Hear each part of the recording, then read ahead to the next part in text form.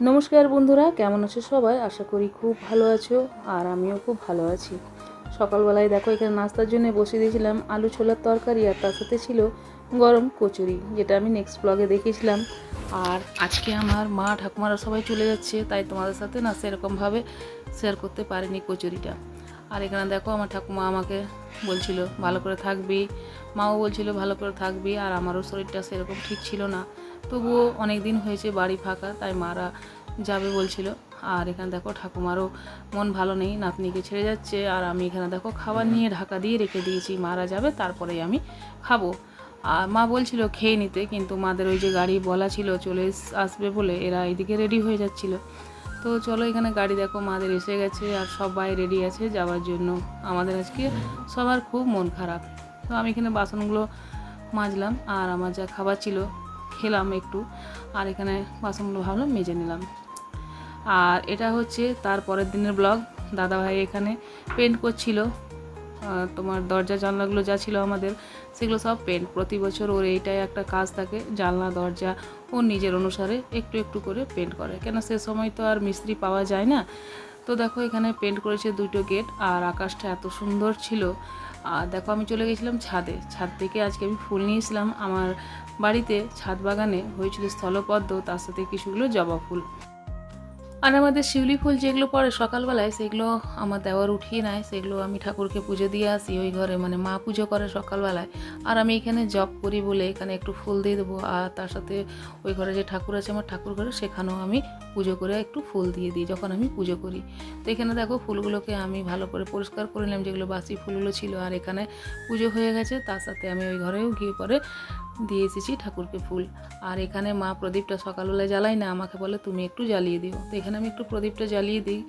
আর এই যে দেখো মিঠু সোনা উঠে গেছে, পুজো টুজো করে চলে এসেছি বাইরে। দেখছিলাম এখন আমার হাজব্যান্ড পেন্ট করছিল, তো ওকে চা দিব, যার জন্য আমি এসেছিলাম দেখতে ওকে, তো কতটা করেছে চলো ওকে। গুড মর্নিং বন্ধুরা, কেমন আছো সবাই? আশা করি খুব ভালো আছো, আমরাও ভালো আছি। প্রচণ্ড রোদ দেখতেই পাচ্ছি বাইরে, খুব রোদ এই কদিন ধরে না। তেমনি গরমটাও লাগছে, আর সকাল থেকে আবার ঠান্ডাও লাগছে, খুব ঠান্ডা এবার পড়তেই চলেছে।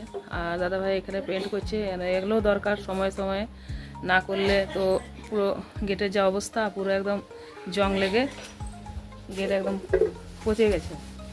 আর অতিরিক্ত আমাদের বাড়িতে জল টল এগুলো সব রাস্তার মধ্যে, মানে গেটতে ধোয়া হয় সকালবেলায়, তো জং লাগবেই, যেখানে জল পাবে জং লাগবেই। আর দেখো লোহার গেটগুলো বসে বসে পেন্ট করা হচ্ছে এখানে। চলো আমি চা দিয়ে দিয়েছি, আমিও চা খাবো, চলো। তো তুলসী গাছটা দেখো শুকিয়ে গেছে পুরো, কেন শুকিয়ে গেল কিছু বোঝা যাচ্ছে না। আর আমি যখন বাইরে ছিলাম উঠানে, তখন কিন্তু ও খুব ডাকছিল। আর যে আমি ওর সামনে এসেছি দেখো মুখ বন্ধ হয়ে গেছে, আমি বলছিলাম মিঠু একটু বলো, কিন্তু বলেনি, ও চুপচাপ বসে কিন্তু আমার দিকেই তাকাচ্ছিল। আর এই যে দেখো চা নিয়ে নিয়েছিলাম, আর এখানে আমি বসিয়ে দিয়েছিলাম পায়েসটা। তো এখানে দুধ ছিল কিছুটা, ভাবলাম একটু পায়েস করে দেবো বাচ্চাগুলোর জন্য। তো এখানে দেখো একটু পায়েস আমি বসিয়ে দিয়েছিলাম, আর আমার কাছে ছিল অনেকগুলো বাতাসা, ভাবছিলাম যে আজকে এই বাতাসাগুলো দিয়ে একটু পায়েস করবো। আর চলে এলাম তারপরে বন্ধুরা চা খেয়ে পরে পায়েসটা বসিয়ে আমি ছাদের মধ্যে। প্রত্যেক দিনকার যা কাজ থাকে সেগুলো তো করতে বলো, প্রত্যেকটা হাউস ওয়াইফের কাজ হচ্ছে ঘরে যা যে কাজ থাকে, আমাদেরকে তো এগুলোই করতে হবে। কাপড় মেলা, কাপড় শুকা, আরও যা যা ইত্যাদি থাকে, সেগুলো তো সবসময় ক্যামেরাতে দেখানো হয় না, এগুলো অফ ক্যামেরাতেও কিছুটা কাজ থাকে যেগুলো আমাদেরকে করে নিতে হয়। তো এই কাজটা ভাবলাম যে ছাদে যাব, তো চলো তোমাদের সাথে একটু কাপড়টা মেলবো।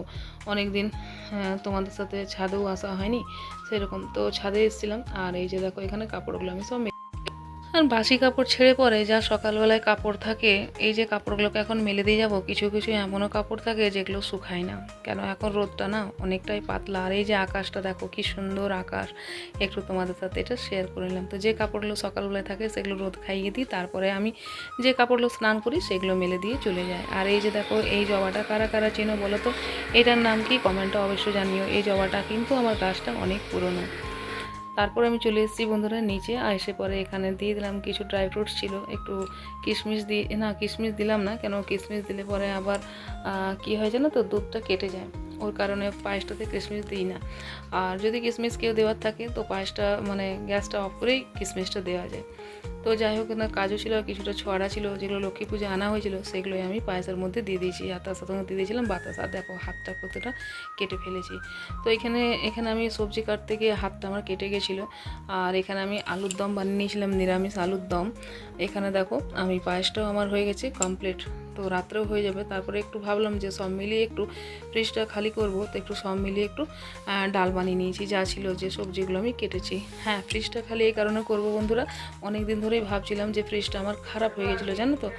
তো তোমাদের সাথে শেয়ার করছি কিনা আমি জানি না। তো ফ্রিজটা আমার ভালো নেই, ফ্রিজটার অবস্থা, ফ্রিজটার থেকে না একটা আওয়াজ আসে অনেক জোরে জোরে, আর আমার খুব ভয় করে। আর তার আগেই ফ্রিজটার কন্ডিশনও ঠিক নেই, মানে কি বলবো, মানে গৃহিণীরা চট করে সব জিনিসটা দেখবে ফেলতে চায় না। দাদাভাই আমাকে কতবারই বলেছিল ওকে ফ্রিজটা চেঞ্জ করিয়ে নাও। তো আমি আজ না কালই করছিলাম। তো ভাবলাম চলো ধনতেরাস আছে সামনে, তো একটা ফ্রিজের খুবই দরকার, যার কারণে আমি দেখো এই ফ্রিজটা নেব ভাবছি। তো ওই কারণে সবজিগুলো যা ছিল আমি খালি করে দিয়েছি। আর এখানে দেখো পায়েসটাকে একটু আমি আরও গাঢ় করে নিয়েছি। আর দুপুরবেলাতে আমি রুটি করেছি, রুটি পায়েস, আর এখানে নিরামিষ সবজি দেখতে পেলে আর একটু আমি ডাল করে নিয়েছিলাম। তো ভাত আমার জন্য রাখা ছিল, তো ভাত খাবো কিনা তাও ঠিক নেই, এতে আমার খাওয়া হয়ে যাবে। তো চলো এখানে পায়েসটা দেখো হয়ে গেছে, আর আমি নিজের এখানে খাওয়ারও বন্ধুরা আমি নিয়ে নিয়েছি। চলো খেয়ে তোমাদের সাথে দেখা হচ্ছে। আর এই যে দেখো বিকেলবেলা দাদাভাইকে বলছিলাম যে কোথায় যাচ্ছ, তো সে তো শুনে একদম অবাক যে কোথাও যাচ্ছি না, ঘরে গেছি। তো আমি হেসে ফেলেছি যে একটা বিরাট বড় খরচার দিকে আবার যাচ্ছে। তো এখানে দেখো গেটগুলো যে কালার করেছিল তোমাদেরকে সকালবেলায় আমার হাজব্যান্ড, সেগুলো তোমাদেরকে দেখিয়ে দিলাম। কত সুন্দর লাগছে গেটগুলো, দেখো খুব সুন্দর লাগছে। তো চলো ও যাচ্ছে এখন কোথায় সেটা তোমরা দেখতে ভুলো না। আর এখনও পর্যন্ত যেসব বন্ধুরা আমার ভিডিওর সঙ্গে জুড়েছিলে তাদেরকে অসংখ্য ধন্যবাদ। আর যারা নতুন বন্ধু আসছো প্লিজ চ্যানেলটাতে একটা কমেন্ট করছে চলে যাচ্ছ, প্লিজ তোমরা যদি ভালো লেগে থাকে তো চ্যানেলটাকে সাবস্ক্রাইব করে পাশে থেকে যেও। আর এখানে দেখো তার সাথী সঙ্গীরাও চলে এসেছে। এইটা তোমাদেরকে দেখাতে ভুলে গেছিলাম আমি। এটা আমার ছেলে পুরো আয়নাটাকে দেখো কভার করছে। আর এটা আমার আয়নার যে সানমাইকাটা ছিল সেটা ইয়েলো কালার। আর এই পেপারটা আনা হয়েছে মিশো থাকতে। তো এই পেপারটা দিয়ে ও আমার পুরো ড্রেসিং টেবিলটাকে চেঞ্জ করে দিয়েছে দেখো। তো এই যে এই পেপারটা নিয়ে এসছে। তো আমার ছেলে আজকে দিওয়ালির জন্য এইটা করছিল এই কাজটাই। তো আমি বললাম যে ঠিক আছে এটা করছে তো করুক। তো এটা তোমাদেরকে একটু আমি দেখো দেখিয়ে দিলাম এটা আর কীরকম হবে লুকটা, তোমাদের সাথে তো অবশ্যই শেয়ার করব। তো চলো এরপর কী করছি দেখতে থাকো। আর এখানে দেখো ও যাচ্ছে বাজার। গুড ইভিনিং বন্ধুরা, চলে এসেছি দুপুরবেলাকার ভিডিওটা নিয়ে আবার তোমাদের কাছে।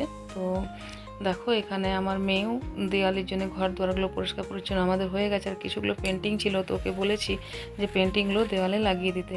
আর তোমরা কেমন আছো? সবাইকে হ্যাপি ধনতেরাস। এটা ধনতেরাসের ব্লগ তোমাদের সাথে শেয়ার করছি।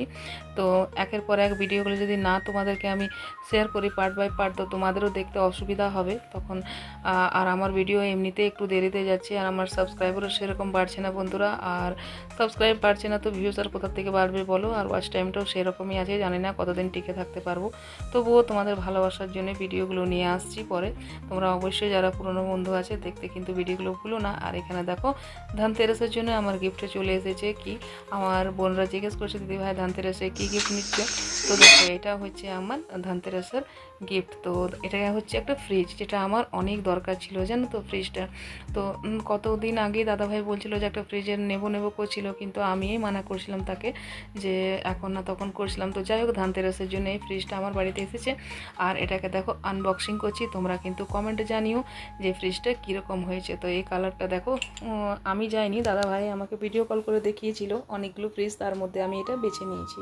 তো এটা হচ্ছে ডাবল ডোর ফ্রিজ। আর আমার যেটা ছিল প্রথমে সেটা ছিল সিঙ্গেল, ওটাও কিন্তু আমি ধনতেরাসে একবার আমি ওয়াশিং মেশিন আর ফ্রিজ দুটোই একসাথে নিয়েছিলাম। তো কীরকম লাগছে তোমাদের ফ্রিজটা অবশ্যই তোমরা জানিও। আর দেখো এটাতে অনেকটা জায়গা আছে, তো এখানে আমার জিনিস রাখতে আর অসুবিধা হবে না। তো এই যে আমার ফ্রিজটা কীরকম লাগলো তোমরা কিন্তু অবশ্যই তোমরা জানিও। আজ এই যে দেখো ভাই বোন তারপর চলে এসছে এখানে। এই জায়গাটা যে আমি পন্ডটা বানিয়েছিলাম সেখানে পন্ডে ওরা সাজাবে বলে একটা ওয়ালপেপার নিয়ে এসেছিলো মল থাকতে। তো এখানে দেখো দুই ভাই বোন মিলে ভালো করে এরা নিজের ইচ্ছা মতো করে ওয়ালপেপার লাগাচ্ছে। আর পন্ডটা কীরকমভাবে সাজাবো সেটা তোমাদেরকে অবশ্যই দেখাবো।